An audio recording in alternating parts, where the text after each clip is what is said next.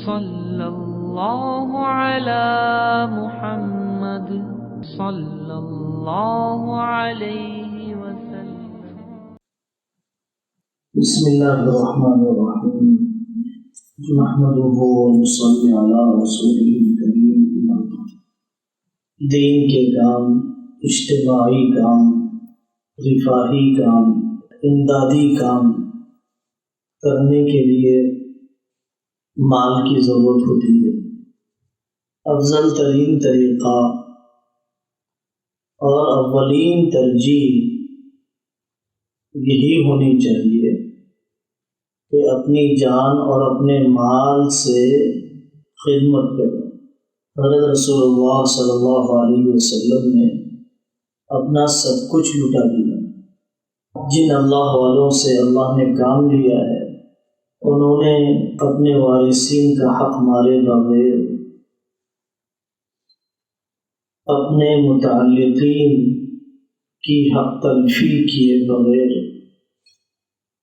اپنی جان اور مال کی صلاحیتوں کو جھونک دیا۔ اس سلسلے میں دسیوں واقعات ہیں۔ قریبی زمانے میں حضرت الیاس رحمۃ اللہ علیہ بیوی نے بچا ہوا آخری زیور بھی پیش کر دیا۔ مدرسے میں پڑھنے والے طلباء پر فاقہ چل رہا تھا۔ حضرت نے طلباء سے کہا کہ میں دہلی کے اور مدرسوں میں بھیج دیتا ہوں، میرے ساتھ ان تکلیفوں کو جھیلنے کی ضرورت نہیں ہے۔ ان طلباء نے جواب دیا کہ حضرت جینا مرنا آپ ہی کے ساتھ ہے۔ الیاس رحمۃ اللہ علیہ نے فرمایا کہ آج کے بعد یہاں فاقہ نہیں آئے گا۔ جن بندوں سے بھی اللہ نے کام لیا ہے، جس قسم کا کام لیا ہے، تعلیم کا کام، مناظر حسن گیلانی رحمۃ اللہ علیہ مولانا برکات احمد ٹونکی رحمۃ اللہ علیہ کے پاس پڑھا کرتے تھے۔ بہت بڑے عالم تھے مولانا برکات احمد ٹونکی رحمۃ اللہ علیہ۔ اپنی کلینک سے جو آمدنی ہوتی تھی اس آمدنی سے آنے والے طلباء کی خدمت کرتے تھے۔ ایک مرتبہ کلینک کے چلنے کی رفتار کم ہو گئی، طلباء کی خدمت دشوار ہو گئی، تو گھر والی نے خاموشی سے اپنے کنگن نکال کر مناظر حسن گیلانی رحمۃ اللہ علیہ کو دیے کہ استاد جی تو تمہیں بھیج نہیں سکتے اور یہاں رکھ کر کھلا نہیں سکتے، اس لیے کنگن بیچ کر راشن کا انتظام کر دو۔ تعلیم کے لیے قربانی، تدریس کے لیے قربانی۔ حضرت مولانا خلیل احمد سہارنپوری رحمۃ اللہ علیہ 2 دن کا فاقہ گھر میں رہتا تھا۔ کھدر کا سفید جوڑا پہن کر مظاہر العلوم پڑھانے کے لیے آتے تھے، لیکن اپنی ضرورت کا اظہار نہیں فرماتے تھے۔ تزکیے اور خانقاہی نظام کی قربانیاں، تصنیفی کام کے لیے قربانیاں۔ مولانا منظور نعمانی رحمۃ اللہ علیہ کا واقعہ ہے۔ مولانا محمد الحسنی رحمۃ اللہ علیہ جن کے ذریعے سے البعث الاسلامی شروع ہوا تھا، عربی رسالہ، اپنے گھر کے سامان بیچ دیا کرتے تھے وہ ایک دینی رسالے کو باقی رکھنے کے لیے، دینی رسالے کو جاری کرنے کے لیے۔ تو سب سے پہلی اور اولین ترجیح دین کی خدمت کے لیے یہی ہونا چاہیے کہ اپنی جان اور اپنا مال دوسرے واجبی حقوق کو ضائع کیے بغیر اپنی جان اپنا مال ہی لگایا جائے۔ حضرت زین العابدین رحمۃ اللہ علیہ کا واقعہ مشہور ہے۔ جنازے پر پتہ چلا کہ کتنے گھر پلتے تھے، جسم کے نشانات سے اندازہ ہوا کہ تھیلے اٹھا کر کیسے راتوں میں گھروں تک پہنچایا کرتے تھے۔ اور ابوالکلام آزاد رحمۃ اللہ علیہ کے آفس میں نابینا خاتون مہینے کی 1 تاریخ کو پہنچ گئی۔ یہاں پر کوئی شخص رہتا تھا جو مجھے ماہانہ وظیفہ دیا کرتا تھا۔ ایسے دسیوں قسم کے واقعات۔ دوسرا درجہ یہ ہے کہ آدمی دین کی خدمت ہدایہ کے ذریعے سے کرے، ہدیے کے ذریعے سے کرے۔ جو مال اسے بطور ہدیے کے ملتا ہے اس سے وہ دین کی خدمت کرے، یہ دوسرا طریقہ ہے اور نہایت پاکیزہ مال ہے، اس لیے کہ ہدیہ محبت میں دیا جاتا ہے، حاجت مند سمجھ کر نہیں دیا جاتا ہے۔ حضرت رسول اللہ صلی اللہ علیہ وسلم نے اپنے لیے ہدیہ ہی پسند فرمایا۔ اللہ تعالیٰ نے سیدوں کے لیے زکوٰۃ کو حرام کر دیا۔ تیسرا درجہ یہ ہے کہ علی الاعلان مالیہ فراہمی کی، مان لگانے کی، چندہ دینے کی درخواست کی جائے۔ اس سے متعلق تفصیلی بات ہوگی۔ سب سے پہلی بات ذہن میں رکھنا چاہیے کہ ہر اجتماعی کام اجتماعی چندے سے ہی چلتا ہے۔ سی ایم کی تنخواہ، پی ایم کی تنخواہ، پورے ملک سے ٹیکس وصول کیا جاتا ہے، پورے اسٹیٹ سے پیسہ وصول کیا جاتا ہے سی ایم اور پی ایم کی تنخواہ کے لیے، بلدیہ کے ملازمین کے لیے۔ وہ شخص ہمارے کام کے لیے فارغ ہے، ہمیں چاہیے کہ ہم اسے اپنی ضروریات کے لیے فارغ کر دیں۔ ہم جس کام کو چھوڑے ہوئے ہیں وہ اس کام کو کر رہا ہے۔ مسجد کے امام صاحب نماز تو کہیں بھی پڑھ سکتے تھے، پابندی جماعت وہ کام کر رہے ہیں جو ہم چھوڑے ہوئے ہیں۔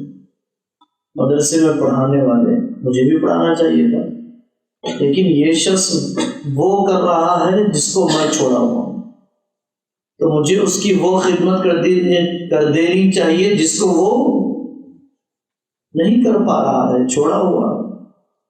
معقول بات ہے ایک بات۔ چندہ کرنا اپنے اصول کے مطابق توکل کے خلاف نہیں ہے۔ چندہ کرنا اپنے اصول کے مطابق بے عزتی کا کام نہیں ہے۔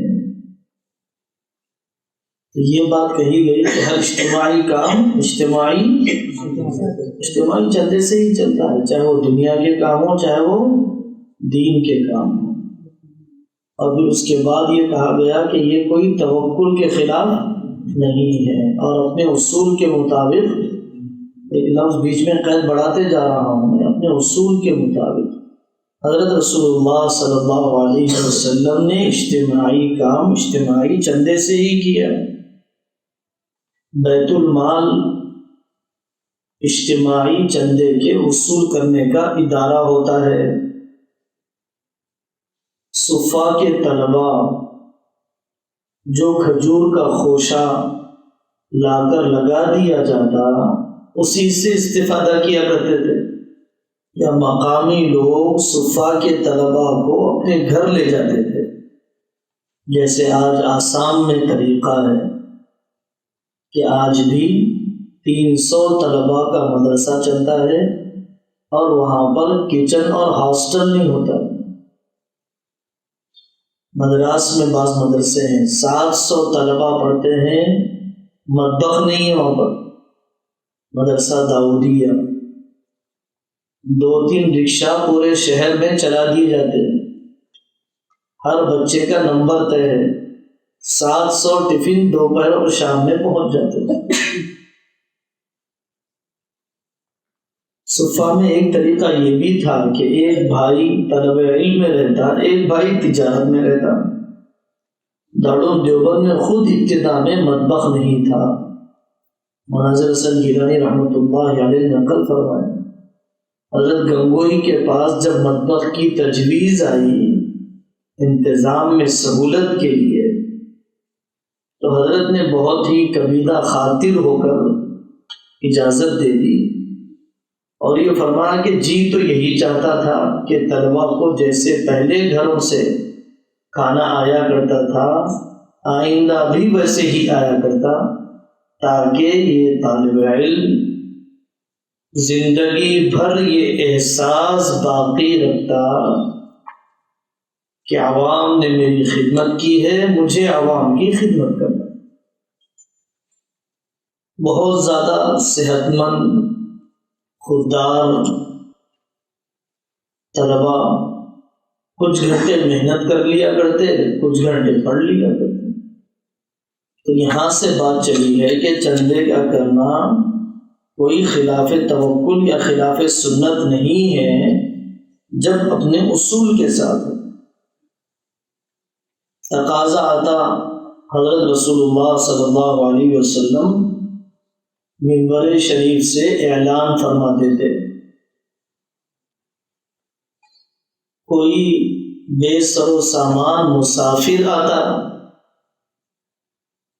تو حضرت رسول اللہ صلی اللہ علیہ وسلم اس کی حاجت پورا کرنے کی طرف صحابہ کو متوجہ کرتے تھے۔ قبیلہ مضر کے ساتھ آپ نے ایسا ہی معاملہ کیا۔ تبوک کے موقع پر آقا صلی اللہ علیہ وسلم نے ایسے ہی تقاضا رکھا، دینے کا بھی حکم دیتے، دلانے کا بھی حکم دیتے، اشفعوا تؤجروا، سفارش کرو دوسروں کے پاس جا کر، فلانا حاجت مند آیا ہے، دینا بھی دلانا بھی، دینے والے کا پتہ بتانا بھی۔ عید کے موقع پر آپ نے اعلان کیا، عورتوں نے اپنے زیورات ڈال دیے، حضرت بلال نے وصول کیا۔ قرض بہت بڑھ گیا، آقا نے اعلان کیا، تصدقوا علیہ، اس شخص کو صدقہ دو۔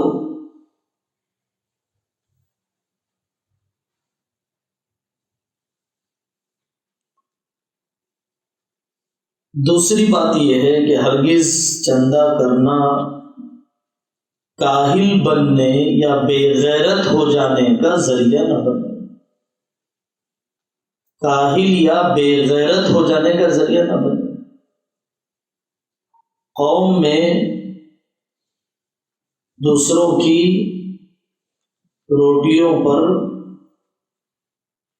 جینے کے جذبات رکھنے والے نہ بڑھ جائیں، یہ زبردست شیطانی وسوسہ ہے کہ میں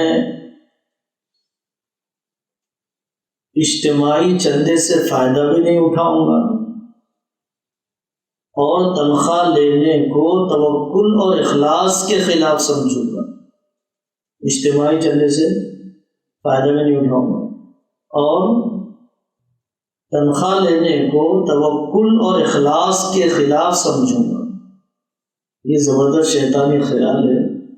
حضرت امام مالک رحمۃ اللہ علیہ نے ایک شخص سے کہا کہ تنخواہ لے کر بھی تم سے صحیح خدمت ہو جائے تو بہت ہے۔ ہاں، وہ بقدر کفاف لینا چاہتا ہے، خواہشات کے بقدر لینا نہیں چاہتا ہے، ڈر کر لینا چاہتا ہے، ڈرتے ہوئے لینا چاہتا ہے۔ کوشش ہوتی ہے کہ واپس بھی کر دوں اگر اللہ فراوانی دے دے۔ حضرت ابوبکر صدیق رضی اللہ عنہ خلیفہ بننے کے بعد کپڑے کی تجارت کے لیے نکل گئے معمول کے مطابق۔ صحابہ نے روکا، آپ تجارت کرتے بیٹھیں گے امور خلافت کون انجام دے گا؟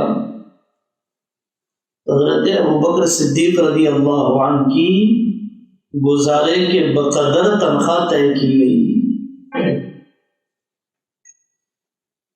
مٹھائی کے پیسے، میٹھا بنانے کے کچھ پیسے بیوی نے روک کر میٹھا بنا دیا تو اتنی تنخواہ کم کروا دی حضرت ابوبکر نے۔ ہے نا واقعہ؟ تو دو پہلو ہیں اس واقعے کے کہ میں حضرت ابوبکر سے بڑا متوکل نہیں ہوں، اور دوسرا حضرت ابوبکر صدیق رضی اللہ عنہ کتنا بقدر کفاف لیا کرتے تھے۔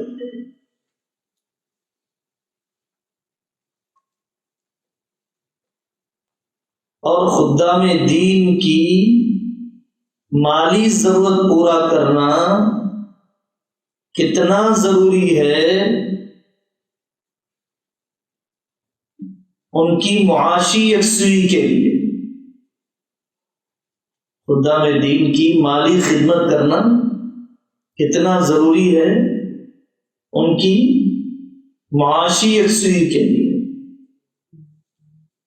پھر حضرت ابوبکر صدیق رضی اللہ عنہ نے زندگی کے آخری لمحات میں کچھ زمینیں، کچھ جانور، کچھ برتن جو بیت المال کے تھے واپس کر دیے،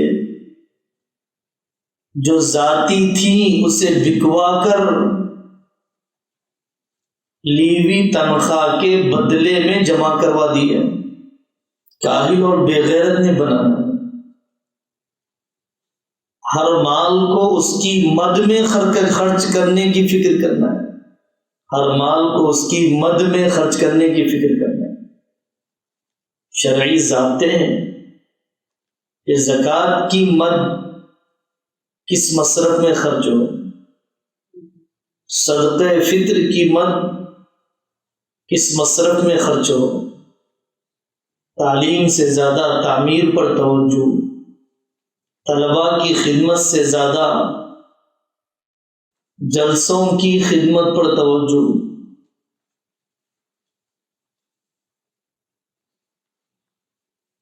دارالاقامے سے زیادہ مہمان خانے کے چمکانے پر توجہ، تعلیمی لوازم پر دوسری چیزوں کو ترجیح دینا، یہ اپنے مقصد سے ہٹ جانا ہے۔ تو کیا بات کہی گئی کہ ہر مال کو اس کی مد میں خرچ کرنے کی فکر ہو، اس کے شرعی مسائل سے پوری واقفیت ہو۔ حضرت عمر رضی اللہ عنہ فرماتے ہیں بیت المال یتیم کے مال کی طرح احتیاط کرتے تھے، بہت زیادہ ہمارے اکابر۔ حضرت آقا صلی اللہ علیہ وسلم نے حضرات حسنین میں سے کسی نے صدقے کا کھجور منہ میں رکھ دیا تو نکلوایا، صدقے واجبہ کا کھجور منہ میں رکھ لیا تو نکلوا دیا۔ حضرت عمر رضی اللہ عنہ پریشان ہو کر صدقے کا اونٹ تلاش کرنے نکل گئے کہ اللہ کے یہاں عمر سے پوچھو گی اجتماعی مال کے سلسلے میں۔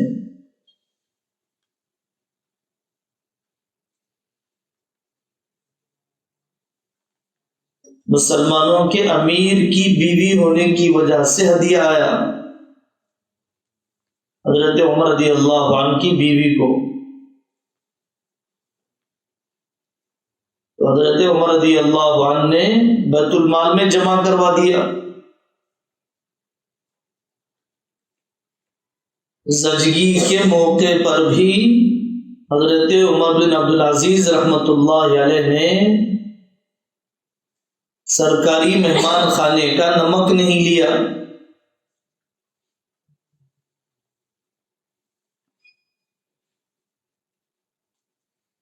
حضرت شیخ الحدیث مولانا زکریا صاحب رحمۃ اللہ علیہ بارہا فرماتے تھے کہ اجتماعی مال سے اپنے آپ کو بچاؤ، مدرسے کے مال سے اپنے آپ کو بچاؤ۔ یہاں پر لکھا ہوا ہے، حضرت شیخ الحدیث مولانا زکریا صاحب رحمۃ اللہ علیہ لکھتے ہیں، آپ سنیے اس میں، اعلیٰ حضرت رائے پوری رحمۃ اللہ علیہ نور اللہ مرقدہ، مولانا عبدالرحیم صاحب رائے پوری کو ہمارے پاس اعلیٰ حضرت کہا جاتا ہے۔ مقولہ ہے کہ مجھے مدرسے کی سرپرستی سے جتنا ڈر لگتا ہے اتنا کسی سے نہیں لگتا۔ اجتماعی مال مدرسے کا بھی ہوتا ہے، اجتماعات کے موقع پر تبلیغی جماعت میں جمع کیا جاتا ہے، کسی جماعت کے آنے پر ساتھی تعاون جمع کرتے ہیں، کسی سینٹر کے مشورے کے اخراجات کے لیے جمع کرتے ہیں، کہیں پر ریلیف کا کام کرنے کے لیے چندہ جمع کیا جاتا ہے، یہ سب اجتماعی مال ہیں۔ اگر کوئی شخص کسی کے ہاں ملازم ہو اور وہ مالک سے کام میں کچھ کوتاہی کرے، خیانت کرے، کسی قسم کا نقصان پہنچائے، ملازمت سے علیحدہ ہوتے وقت یا مرتے وقت مالک سے معاف کرا لے تو معاف ہو سکتا ہے، لیکن مدرسوں کا روپیہ جو عام غربا اور مزدوروں کے 2 پیسے اور ایک آنے کا چندہ ہوتا ہے، ہم سرپرستان مدرسہ تو اس کے مالک نہیں، امین ہیں۔ اگر اس کے اندر افراط و تفریط ہو تو ہم لوگوں کے معاف کرنے سے تو معاف نہیں ہو سکتا، اس لیے دوسرے کے مال میں ہم کو معافی کا کیا حق ہے؟ اب پورا ایک روپیہ جس نے دیا اسے جا کے معافی چاہو۔ اتنا ضرور ہے کہ اگر ہم بمصالح مدرسہ چشم پوشی کریں تو اللہ تعالیٰ کی ذات سے قوی امید ہے کہ وہ ہم سے درگزر فرما لیں، لیکن اگر ہم اپنے ذاتی تعلقات سے تسامح کریں تو ہم بھی جرم میں شریک ہیں۔ دیکھیے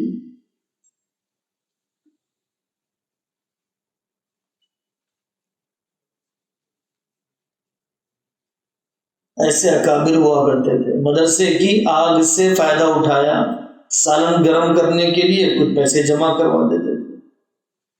بہت اہم اصول یہ ہے کہ دباؤ، کسی قسم کا دباؤ ڈال کر چندہ وصول نہ کیا، کسی قسم کا دباؤ ڈال کر چندہ وصول نہ کیا جائے۔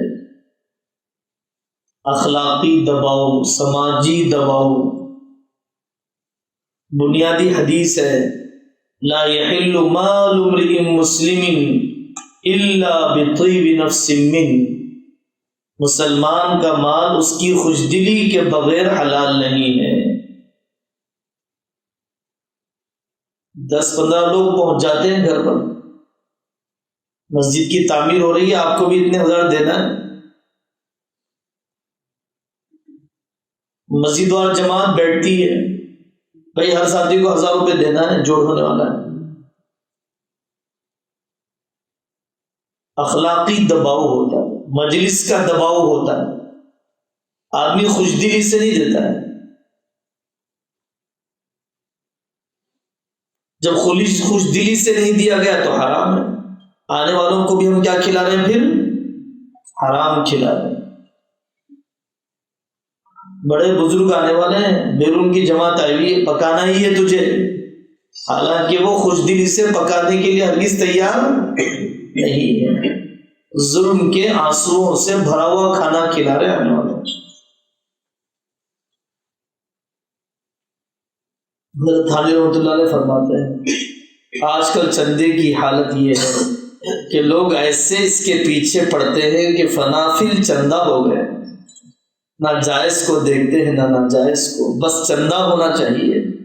اور جب ان سے کوئی کہے کہ چندے میں یہ خرابیاں ہے تو وہی جواب یہاں بھی ملتا ہے کہ جو اس کے کھانے والے نے دیا تھا کہ سارے کام تو آج کل مالی قوت پر موقوف ہیں، مالی قوت کا مدار چندے پر ہے، تو سارے کام موقوف ہوئے چندے پر، اور تم اس سے منع کرتے ہو۔ عجیب بات فرماتے تھے مولانا حکیم اختر صاحب رحمۃ اللہ علیہ، عزت نفس اور عظمت دین کو ذبح کرے بغیر مال وصول کرنا چاہیے۔ آدمی اپنی عزت نفس کو بھی قربان نہ کرے، اپنی ذات کی عزت کو بھی قربان نہ کرے، اور عظمت دین کو بھی قربان نہ کرے۔ عظمت دین اور عزت نفس اتنا ہی کام کروں گا جتنے میرے بس کا ہے، جہاں پر عظمت دین چھوڑنا پڑتا ہو یا عزت نفس چھوڑنا پڑتا ہو تو مجھے ایسا چندہ کرنے کی ضرورت نہیں ہے۔ حضرت تھانوی رحمۃ اللہ علیہ فرماتے تھے کہ جب تک آسانی سے انتظام ہو جائے گا کرتے رہیں گے، انتظام نہیں ہوگا تو ہم بھی کوئی کاروبار کر کے گزارا کر لیں گے۔ عزت نفس اور عظمت دین کی حفاظت تو ضروری ہے۔ اتنا بھی تو گر پڑ کر نہیں کیا جائے گا۔ صرف دینی ضرورت کی وجہ سے وصول کیا جا رہا ہے۔ کیا ہم مال کمانے کے لیے تجارت نہیں کر سکتے تھے؟ ہمارے اکابر تاریک الدنیا تھے، متروک الدنیا نہیں تھے۔ انہوں نے دنیا کو چھوڑ دیا تھا، دنیا نے ان کو نہیں چھوڑا تھا۔ آدمی برسر عام اعلان کر دے اور جو دینا چاہتے ہو فلانے ساتھی کو لا کر دے دیں، یا جو دینا چاہتے ہو پرچی پر اپنا نام لکھ کر دیں گے، وصولی کر لی جائے گی، تو ہر آدمی خوش دلی سے دے گا، کوئی دباؤ میں نہیں دے گا۔ اسی لیے حضرت تھانوی رحمۃ اللہ علیہ فرماتے تھے کہ مال وصول کرنے کے بارے میں خطاب عام تو کر سکتا ہوں، خطاب خاص نہیں کر سکتا۔ عام مسلمانوں سے اپیل کی جاتی ہے کہ فلانا کام چل رہا ہے، جو حضرات حصہ لینا چاہتے ہو فلانے ذمہ دار سے رابطہ کریں، لیکن یہ نہیں ہو سکتا ہے کہ میں فلانے مالدار کو خط لکھوں، کیونکہ ہو سکتا ہے کہ وہ بیچارہ میرے سے اخلاقی دباؤ میں تعاون کر دے۔ فضائل صدقات میں ایک جگہ پر حضرت شیخ الحدیث مولانا زکریا صاحب رحمۃ اللہ علیہ نے سوال کرنے کی مذمت، بھیک مانگنے کی مذمت پر تفصیلی مضمون لکھا ہے، اور اس کے آخر میں یہ بھی لکھا ہے کہ اجتماعی کاموں کے لیے سوال کرنا اس مذمت میں داخل نہیں ہے۔ مسلم ممالک اور غیر مسلم ممالک میں عوامی چندہ ہی دینی اداروں کی حفاظت کا ذریعہ ہے۔ مسلم اور غیر مسلم ممالک میں عوامی چندہ ہی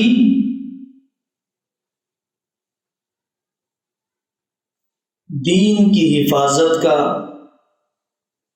خدام دین کی حفاظت کا،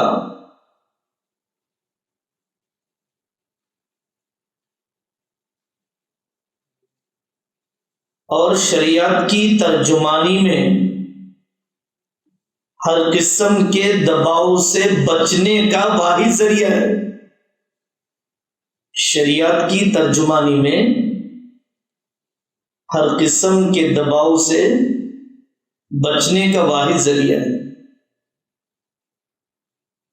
عوامی چندے کے بجائے جہاں پر سرکاری تنخواہیں لی جاتی ہیں وہاں پر خطبہ پر دباؤ ہوتا ہے، اسرائیل کے خلاف یہودیوں کی دشمنی پر تقریر نہ کی جائے، سرکاری فلانے قانون کے خلاف زبان نہ چلائی جائے، وہی کہا جائے جو حکومت چاہتی ہے۔ تو عوامی چندہ ہی دین کی حفاظت، خدام دین کی حفاظت اور دین کی ترجمانی کے لیے پوری آزادی کی حفاظت کا ذریعہ، واحد ذریعہ عوامی چندہ ہے۔ حریت رائے باقی رہے گی ورنہ دباؤ رہے گا۔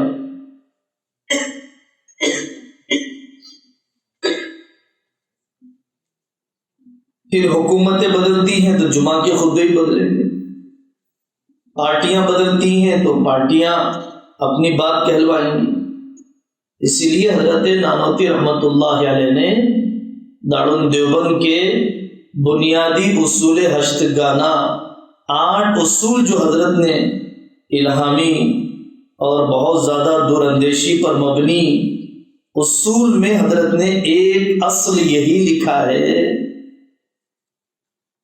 کہ کسی حکومت یا کسی مالدار کی امداد پر انحصار نہ کیا جائے، بلکہ غریب عوام کی 58 54 وصول کی جائے۔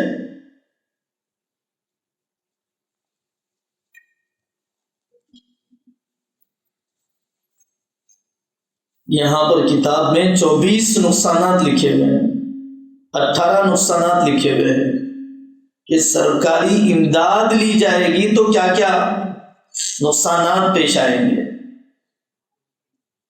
سرکاری امداد اور بورڈ کی تنخواہ، مدرسہ بورڈ کی تنخواہ، کسی لیڈر کی طرف سے تنخواہ، مدارس کی روح کیسے ختم ہو جائے گی، نظام تعلیم و تربیت کیسے متاثر ہو جائے گا، کیسی بد اخلاقیاں ملازمین میں پیدا ہو جائیں گی، جعلی سندیں، نااہل افراد کی سفارش، لیڈروں کی مداخلت،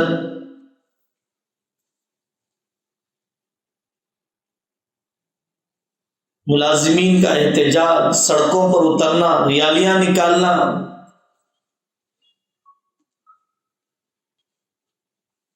ملازمین سفارش کے لیے دنیا داروں کی چوکھٹوں پر چکروں میں پڑ جائیں گے، سرکاری دفاتر کی طرح چوری عام ہو جائے گی، کام چوری عام ہو جائے گی، عوام سے تعلق کمزور ہو جائے گا، خدام دین کا تعلق عوام سے کمزور ہو جائے گا، عوام کی دلچسپی دینی خدمات میں ختم ہو جائے گی۔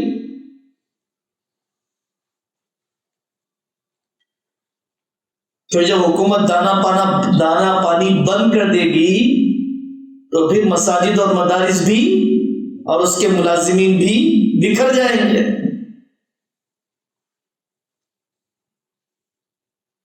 تو سرکاری امداد سے حتی الامکان بڑوں کے مشورے کے بغیر ضرور اپنے آپ کو بچانا چاہیے۔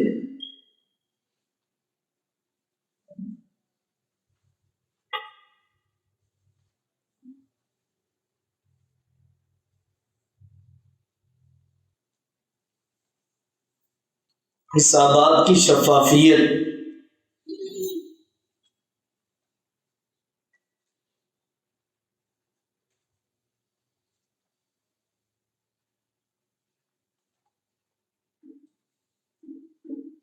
اور مال کو اپنے مصرف میں خرچ کرنا، جتنا ہوگا اتنا عوام کا اعتماد ملے گا۔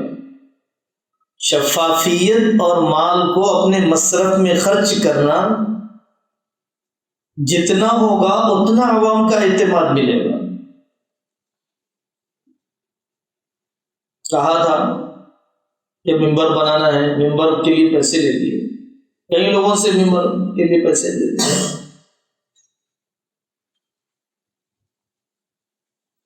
کئی لوگوں سے جانماز کے لیے پیسے لے لیے۔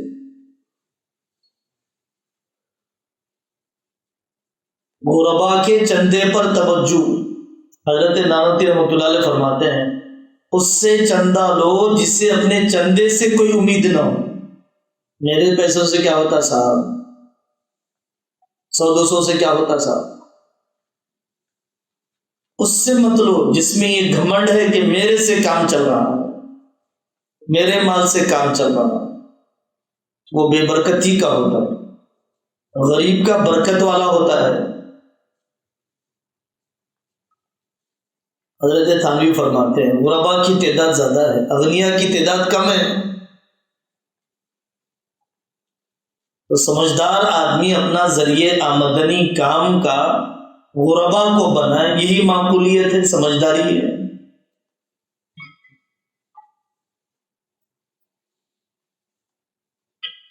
حضرت شاہ ابوالحق صاحب ہردوئی رحمۃ اللہ علیہ نے مٹھی فنڈ کا نظام جاری کیا تھا، چٹکی کا فنڈ، مٹھی فنڈ، دکھنے میں سننے میں تھوڑا سا بھدا محسوس ہوتا ہے۔ چند گھروں میں ڈبے رکھے گئے، جب بھی کھانا پکائے ایک مٹھی چاول ڈال دیا کریں، ہفتے میں ایک مرتبہ ہمارا آدمی آئے گا، وہ ڈبہ بھرا ہوا چاول لے جائے گا۔ درمیان میں ایک بڑھیا کو چھوڑ دیا گیا کہ یہ بیچاری خود بہت مفلس اور نادار ہے، اس سے ہم کیا لیں، خدام دین کی خدمت۔ تو وہ بڑھیا آئی حضرت کے پاس اور درخواست کرنے لگی ہمیں بھی ہانڈی یا ڈبہ رکھ دیجیے، ہمیں ثواب سے کیوں محروم کر رہے ہیں؟ جب بھی کھانا پکے گا ہم بھی مٹھی آٹا ڈال دیں گے، اور جب فاقہ ہوگا تو نہیں ڈالیں گے، موقع تو دیجیے ہمیں بھی۔ بڑھیا کے خلوص سے پورا گاؤں متاثر ہوا۔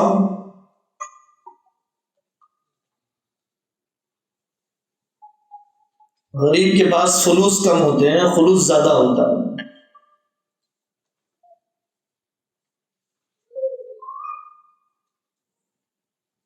ہمیں مدرسے میں گئے تھے بیلگام کے قریب کرویش میں، 8 لاکھ یا 9 لاکھ کا خرچ، جلسے میں 1000 آدمی موجود تھے، تقریباً کئی 100 ڈبے آس پاس کے دیہاتوں کے گھروں میں رکھے ہوئے، 10 روپے ڈال دیں گے، 20 روپے ڈال دیں گے، بچوں کو ڈالنے کی عادت ڈالیں گے، اس کے ذریعے سے مدرسے کا 2/3 بجٹ نکل جاتا ہے، تھوڑی سی امداد کے لیے باہر چلے جاتے ہیں۔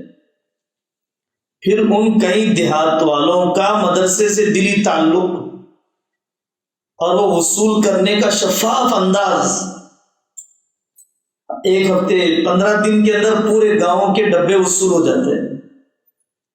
علاقے میں پہنچیں گے، علاقے کے امام صاحب کو لے لیں گے، ایک ذمہ دار کو لے لیں گے، ان کے سامنے ڈبہ کھولیں گے، ڈبہ نمبر کی رسید پاڑیں گے اور ان گاؤں والوں کو، اس گھر والے کو رسید دے دیں گے۔ حیرانی بھی بہت۔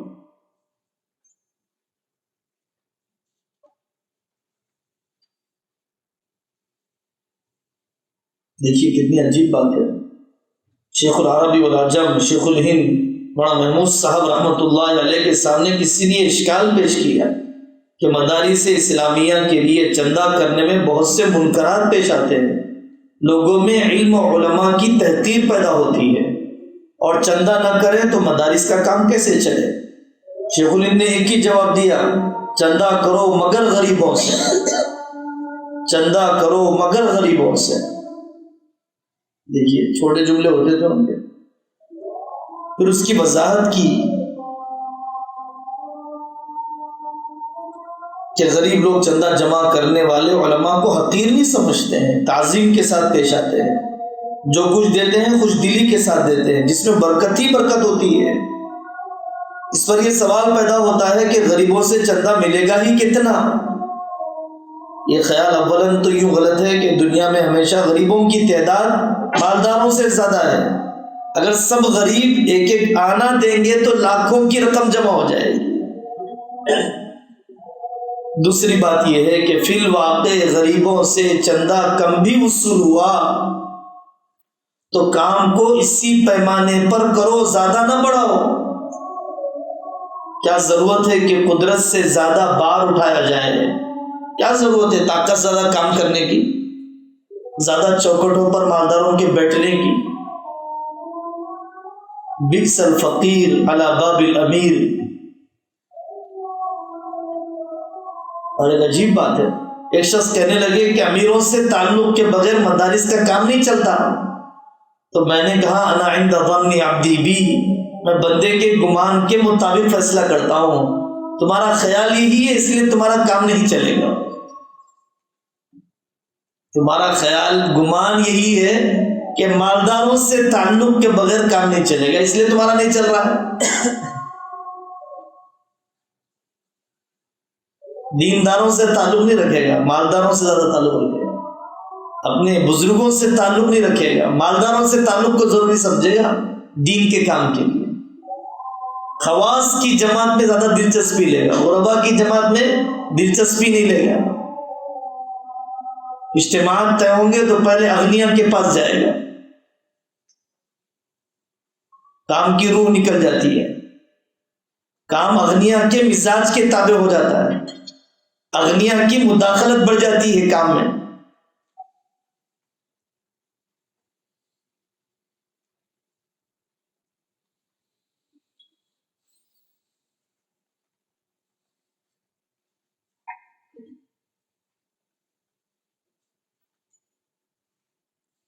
میں نے آپ کو سنایا تھا مکاتب کی 10 تجربات میں ایک تجربہ سنایا تھا، صرف 1 روپیہ، آنے والے بچوں سے 1 روپیہ بس۔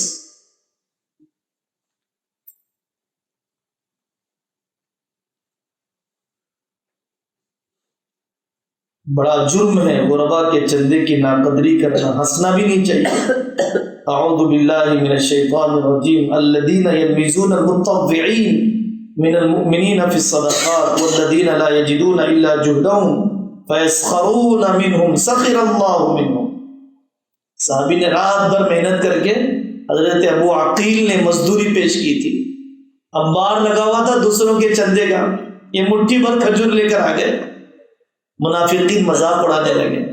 اللہ نے منافقوں کے حضرت ابو عقیل رضی اللہ عنہ کے چندے پر مذاق اڑانے کے موقع پہ یہ آیت نازل فرمائی ہے۔ حضرت ہردوئی رحمۃ اللہ علیہ فرماتے ہیں اصول اور اخلاص سے کام ہو، مدرسہ مقروض ہو نہیں ہو سکتا ہے۔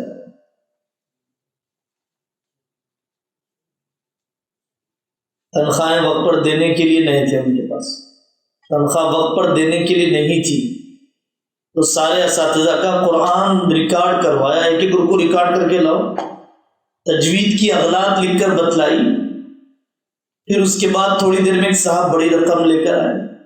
حضرت نے فرمایا یہی تو سوچ رہا تھا کہ اصول اور اخلاص سے کام ہو، مقروض ہو جاؤں، کیسے ہو سکتا ہے؟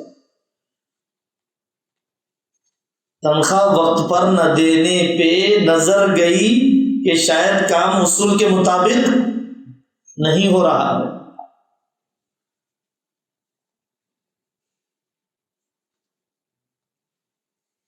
علماء کا کام اصل چندہ کرنا نہیں، یہ تو عوام کو چاہیے کہ وہ بے فکر کر دیں، کام بھی کریں بھیک بھی مانگیں، کیسے ہو سکتا ہے؟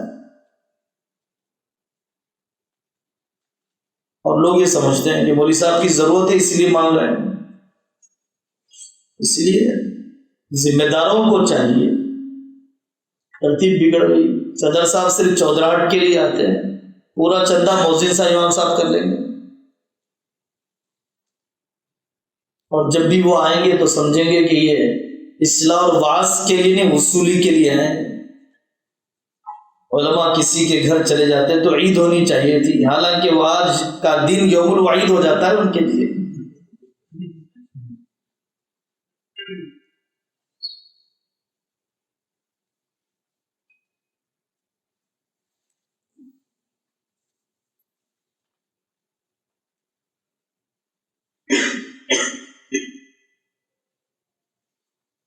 اگر ضرورت ہے تبھی اس عنوان پر چندہ لیا جائے، ضروریات دین پر چندہ لیا جائے، گنبدوں پر، میناروں پر، ٹائلز پر لیا جاتا ہے، مکتب کے لیے نہیں لیا جاتا۔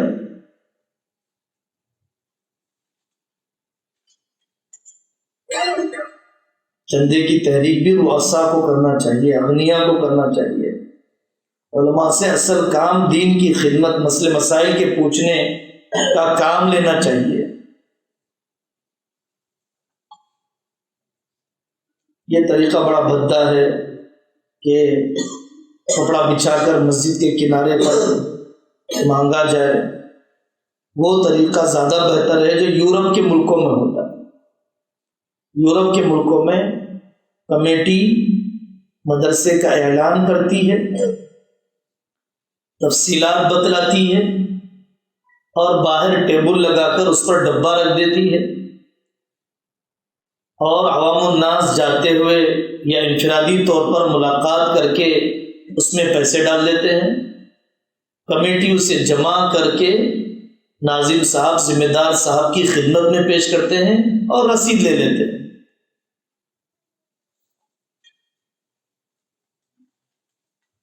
دارالعلوم دیوبند کا پہلا چندہ کیسا ہوا؟ ایک دن بوقت اشراق حضرت حاجی سید محمد عابد صاحب سفید رومال کی جھولی بنائی اور اس میں 3 روپیے اپنے پاس سے ڈال کر چھتا مسجد میں تنے تنہا مولوی مہتاب کے پاس تشریف لائے۔ مولوی صاحب نے کمال کشادہ پیشانی سے 6 روپیے عنایت کیے اور دعا کی۔ مولوی صاحب کو بھی تو دینا چاہیے نا چندہ۔ عمر صاحب پانپوری فرماتے تھے مولوی چندہ دیتا ہے تو 5ویں آسمان پہ نقارہ بجاتا ہے ایک فرشتہ، تو سب پورے فرشتے پوچھتے ہیں کیا بات ہو گئی آج مولوی نے چندہ دیا۔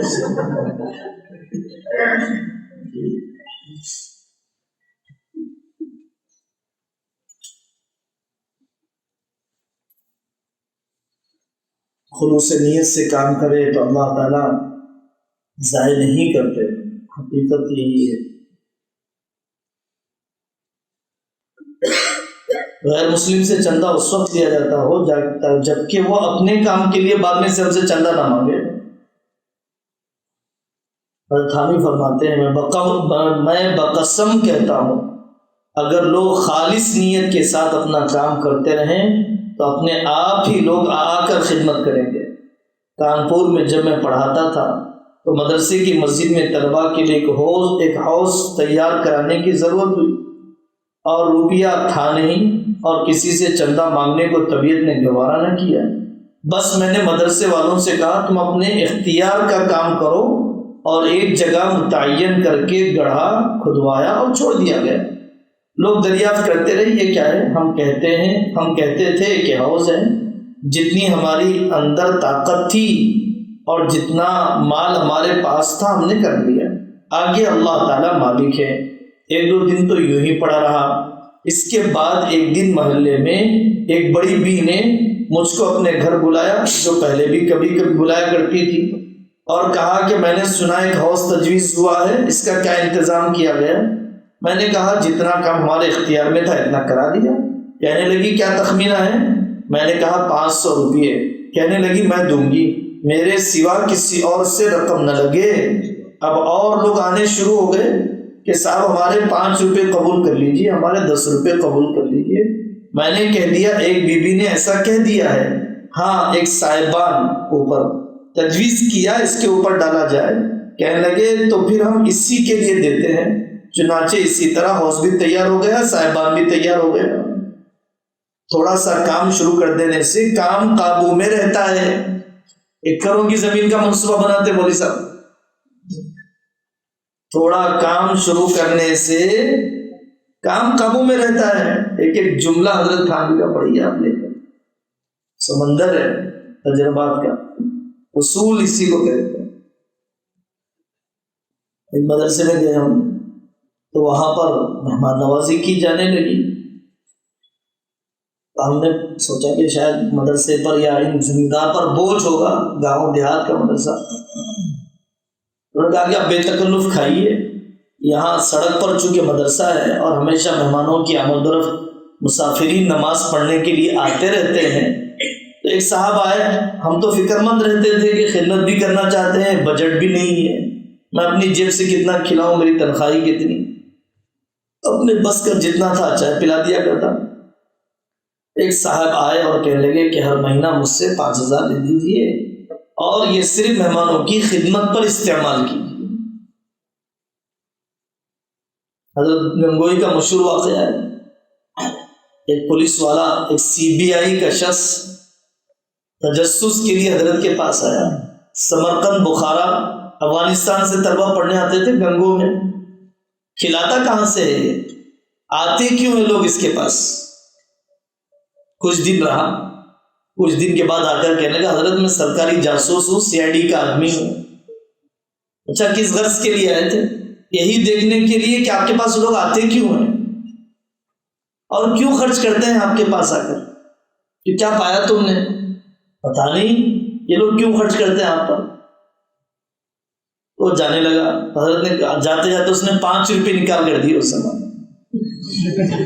تو حضرت گنگوئی نے پوچھا بھائی تم کیوں دے رہے ہو؟ اللہ نے دل میں ڈال دی آپ کی محبت، آپ کی صبح سے شام تک کو دیکھتے ہوئے جی چاہتا ہے کہ میں بھی خرچ کروں۔ یہ من حیث لا یحتسب ہے، جہاں عقل ختم ہو جاتی ہے وہاں سے مولا انتظام کرتا ہے، اور انسان اپنی منصوبہ بندیوں میں سوچتا ہے فلانے اہل تعلق ہے نا وہ لا کرتے ہیں۔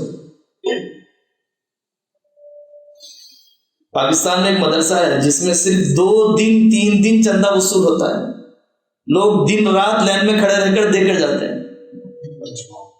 پڑوس میں ہے مدرسہ، فیضلو میں ہے، اس میں اعلان ہو جاتا ہے کہ آج ہمارے پاس جتنی کفالت کی رقم آنی چاہیے تھی آ چکی ہے، اگر کوئی کفالت کے لیے آ رہے ہیں تو روپیے کی ضرورت نہیں ہے، اعلان لگا دیا جاتا ہے۔ ایسا نہیں کہ ہر وقت لینے کے لیے تیار بیٹھے ہیں، کام کا کوئی منصوبہ نہیں ہے، فکر ہے کہ کسی طریقے سے جال میں جب پھنس جائے تو نہ چھوڑا جائے۔ علماء کا چندہ لینا امت پر احسان ہے، اگر یہ مدارس اور یہ ادارے، یہ بیت المال نہ ہوتے تو زکوٰۃ کیسے ادا کر سکتے ہیں، صدقہ فطر کیسے ادا کر سکتے ہیں؟ حصول ثواب کے آپ کو مواقع کہاں سے ملتے تھے؟ مقصود دین کی خدمت ہے، بس مقصود دین کی خدمت ہے، اور اپنی استطاعت کے بقدر کام کیا جائے۔ لا یحل لمؤمن ان یذل نفسہ، مسلمان کے لیے جائز نہیں اپنے آپ کو ذلیل کرے۔ اپنے آپ کو ذلیل کرنا کیا ہے؟ اپنے آپ کو ذلیل کرنا یہ ہے کہ اپنی طاقت سے زیادہ بوجھ اٹھائے، ان یتحمل من البلاء ما لا یطیق، اتنا بوجھ اٹھاتا ہے جو اس کی طاقت کا نہیں ہے۔ سفراء کا احترام کرنا چاہیے، ہر سفیر چور نہیں ہوتا ہے، یہ عجیب مزاج ہے ہمارے علاقے کے اندر۔ گجرات میں بڑا اچھا انتظام ہے، سفراء کو مسجد میں رمضان مبارک میں سحری اور افطار کا باقاعدہ باعزت طریقے سے انتظام کیا جائے۔ وہ اللہ کے لیے وصول کر رہا ہے، خدام دین کے لیے وصول کر رہا ہے۔ تحقیر تو ایمان والے کی حرام ہے، خادم دین کی تحقیر کتنا بڑا گناہ ہے، کر بھی نہیں سکتا، کرنے والوں کو دیکھ بھی نہیں سکتا،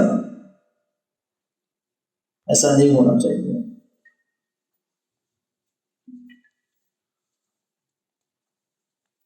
اور کم سے کم وہ سفیر تو مہمان تو ہے ہی، کم سے کم ایک مسلمان مہمان تو ہے۔ اگر آپ کو اعتماد نہیں ہے تو مت دیجیے، لیکن بے اکرامی اور ناقدری تو مت کیجیے بحیثیت مہمان ہونے کے۔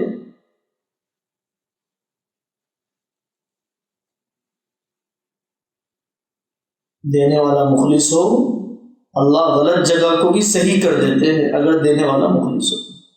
حدیث میں واقعہ ہے، اندھیرے میں جا کر زانی کو دے دیا، بخیل مالدار کو دے دیا، چور کو دے دیا، سب کی زندگی بدل گئی۔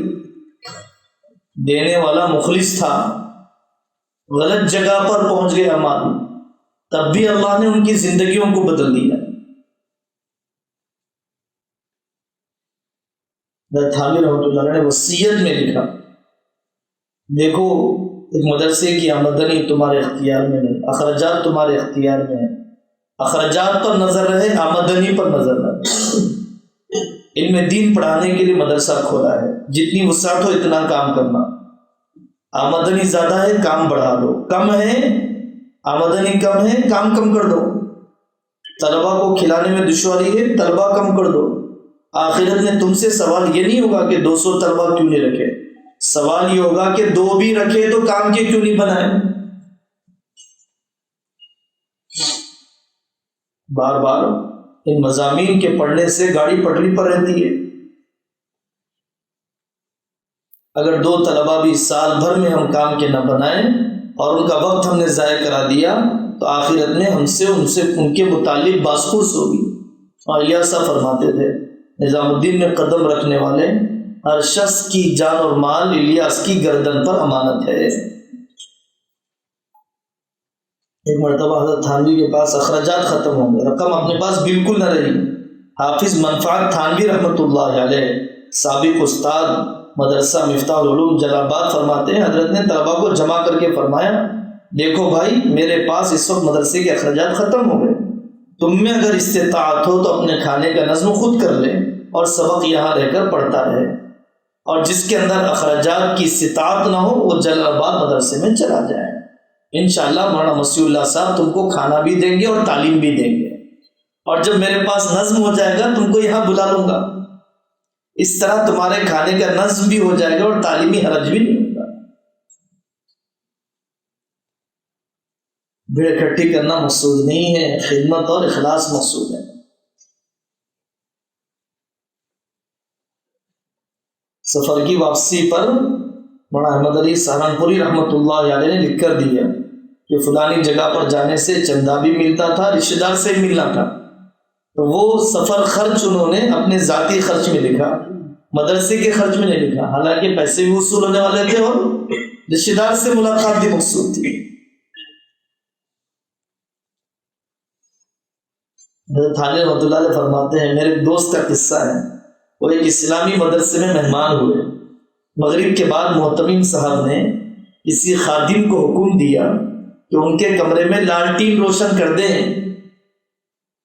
انہوں نے فوراً ہی کہا، مہمان نے حضرت تھانوی کے دوست تھے، انہوں نے کہا فوراً کہا اگر محتمم صاحب کا تیل ہو تو لانا، مدرسے کا تیل ہو تو مت لانا۔ وہاں ایک بزرگ خان صاحب تشریف فرماتے جو ہمارے حضرات کی صحبت یافتہ ہیں، کہنے لگے یہ شخص اشرف علی کا تعلیم یافتہ معلوم ہوتا ہے۔ ان باتوں پر لوگ مجھے وہمی کہتے ہیں، مگر مجھے ایسا وہم بھی مبارک ہے جو حضرات سلف کے مذاق کے مطابق ہو۔ بہت واقعات ہیں، عجیب عجیب طرح کے واقعات ہیں۔ حضرت قاضی صدیق صاحب رحمۃ اللہ علیہ ساؤتھ افریقہ میں جاتے ہی کہہ دیا بھائی میں دین کی خدمت کے لیے آیا ہوں، مدرسے کے مال کے وصول کے نہیں آیا ہوں۔ قاضی صدیق صاحب نے کہہ دیا جاتے بیانات سنے نا بے فکر، ایسا نہیں کہوں گا بعد میں سے چندے کے لیے۔ حضرت مفتی محمود صاحب سہارنپور سے چندے کے لیے بھیجے گئے بمبئی، لوگوں سے صاف فرما دیتے تھے عربی مدرسہ ہے، باہر کے اتنے لڑکے ہیں، اتنے مدرسے اتنے مدرس ہیں، یہ تعلیم ہوتی ہے، جو کچھ دینا چاہتے ہیں دے دیجیے، کسی کی خوشامد نہیں ہوگی۔ دیکھیے مولانا انعام الحسن رحمۃ اللہ علیہ کے والد تھے مولانا اکرام الحسن صاحب رحمۃ اللہ علیہ، مزار علوم کا حساب دیکھ رہے تھے، دوپہر کے کھانے میں حضرت شیخ کے یہاں تاخیر سے پہنچے تو ان کی بہن نے پوچھا بھائی آج آنے میں کتنی دیر ہوئی، آج آنے میں اتنی دیر کیوں ہو گئی؟ مولانا اکرام الحسن صاحب نے فرمایا حسابات دیکھ رہا تھا، 4 آنے کی کمی ہو رہی تھی۔ ان کی ہمشیرہ نے کہا کہ 4 آنے ہی تو تھے، فرمایا ہاں تھے تو 4 آنے ہی، مگر تھے مدرسے کے۔ امانت کی رقم واپس کرنا ضروری نہیں ہے، امانت ضائع ہو جائے تو مودع کو، امانت رکھنے والے کو واپس کرنا ضروری نہیں ہے، جب بغیر تعدی کے ضائع ہو جائے۔ ضائع ہو گئے تھے، زمین بیچ کے ادا کروا دی۔ مولانا منیر احمد صاحب مدرسہ دارالدیوبند محتمم کے کام سے دہلی تشریف لے گئے،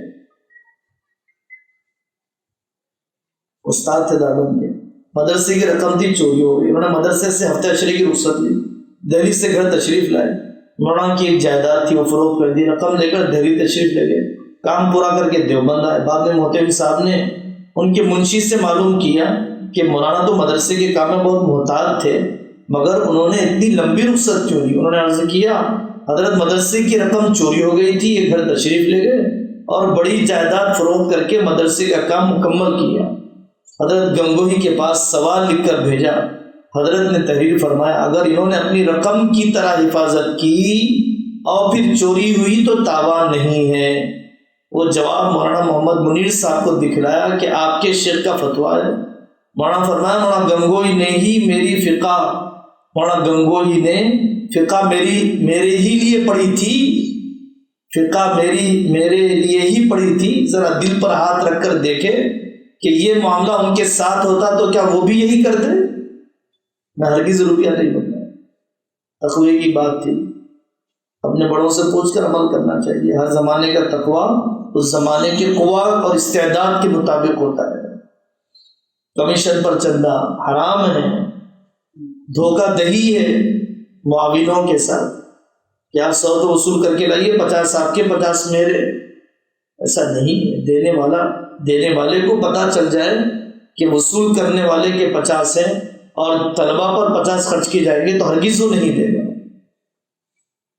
تنخواہ طے کیجیے، تنخواہ طے کر کے کچھ انعام طے کر دیجیے، لاکھ پر 500 2000 1000 دیں گے، لیکن کمیشن کی اتنی بڑی مقدار چندہ وصول کرنے کی روح کے خلاف ہے، دھوکہ دہی ہے، بدعنوانی ہے، اعتماد کو ختم کر دینا ہے عوام الناس کے۔ لوگ پوچھتے ہیں کمیشن کا ہے کیا نظام آپ کے پاس؟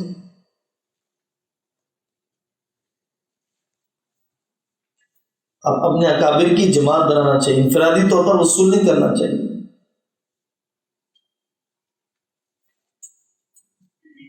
بغیر سخت ضرورت کے زکوٰۃ کو بغیر تملیغ کے خرچ نہیں کرنا چاہیے، زکوٰۃ کو زکوٰۃ کے مصرف میں خرچ کرنا چاہیے۔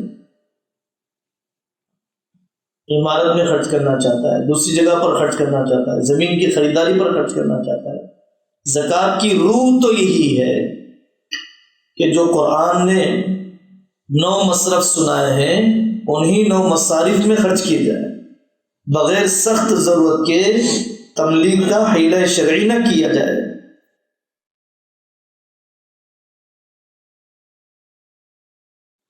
اللہ تعالیٰ صحیح علم و عمل کی توفیق